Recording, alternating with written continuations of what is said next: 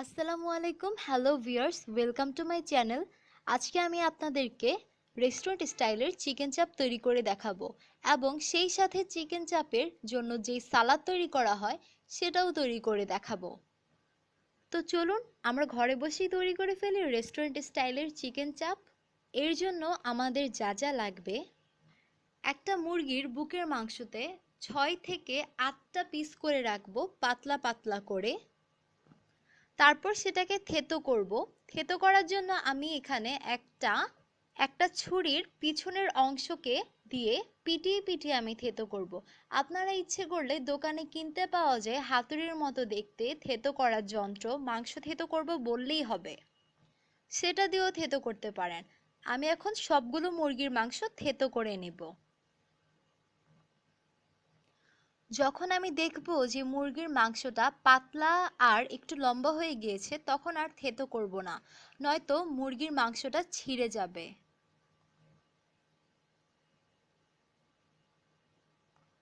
Chicken চাপ করার জন্য আমার যে যে মশলা লাগবে: শাহি জিরার গুঁড়া হাফ চা চামচ, ধনিয়ার গুঁড়া হাফ চা চামচ, মরিচের গুঁড়া 1 চা চামচ, হলুদের গুঁড়া 1 চা চামচ, লবণ লাগবে স্বাদ মতো, সাদা গোলমরিচের গুঁড়া 2 চিমটি, সর্ষের গুঁড়া হাফ চা চামচ, জিরা বাটা হাফ চা চামচ, আদা বাটা 1 চা চামচ, রসুন বাটা 1 চা চামচ, টমেটো সস 1 চা চামচ, চিলি সস হাফ চা চামচ, সয়া সস 1 চা চামচ, আর টক দই লাগবে 1 টেবিল চামচ।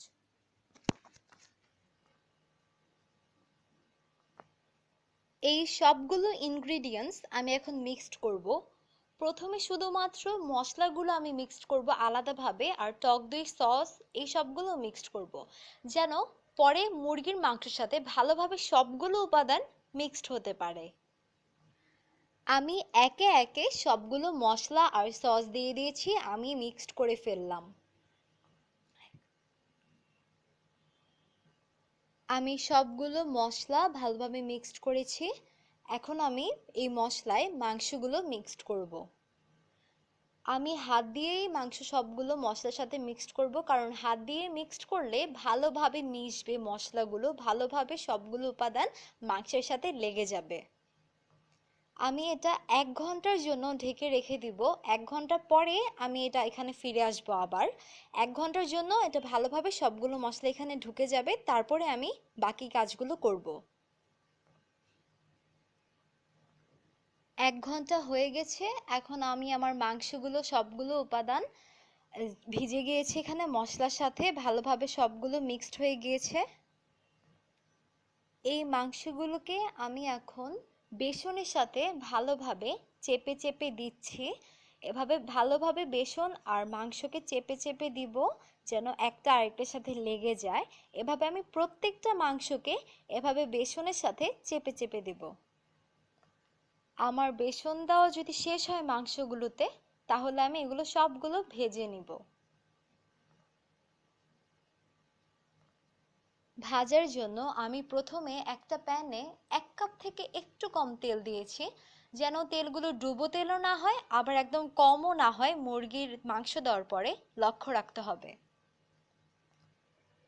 তেল গরম হয়েছে কিনা তা দেখার জন্য আমি মুরগির ছোট্ট একটা মাংসর কণা দিয়ে দেখেছি। যখন দেখবো যে এটা উপরে উঠে আসছে ইনস্ট্যান্টলি, তখন বুঝবো যে তেলটা গরম হয়ে গিয়েছে।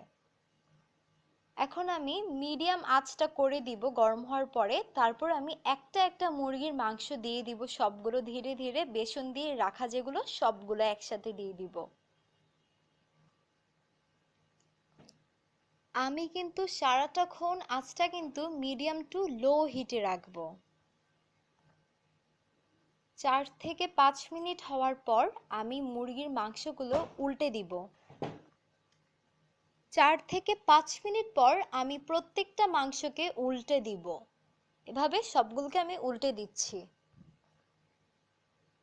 পুরোটা মাংস হতে ভালোভাবে আমার 12 থেকে 15 মিনিট সময় লাগবে। এর মাঝখানে কিন্তু আমি সবগুলো মাংস আরেকবার উল্টে দিয়েছিলাম। এরকম যখন রং হবে তখন আপনারা বুঝবেন যে মাংসগুলো হয়ে গিয়েছে। এখন আমি একটা টিস্যু পেপারে সবগুলো মুরগি নিয়ে নিব, যেন এক্সট্রা তেলগুলো সরে যায়।